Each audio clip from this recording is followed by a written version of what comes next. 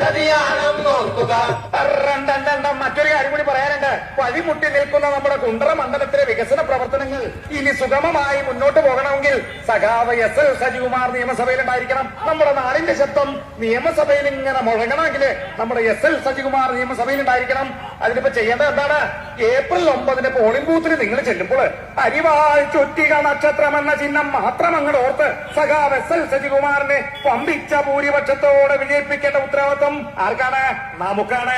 April 9 വ്യാഴം നാളിൽ വോട്ടുകൾ നിങ്ങൾ നൽകിയിടണമേ. ഏപ്രിൽ 9 വ്യാഴം നാളിൽ വോട്ടുകൾ നിങ്ങൾ നൽകിയിടണമേ. അതിനായി നമുക്ക് എല്ലാവർക്കും കൂടി ഒരുമിച്ച് അങ്ങോട്ട് നിൽക്കാം. എങ്ങനെ?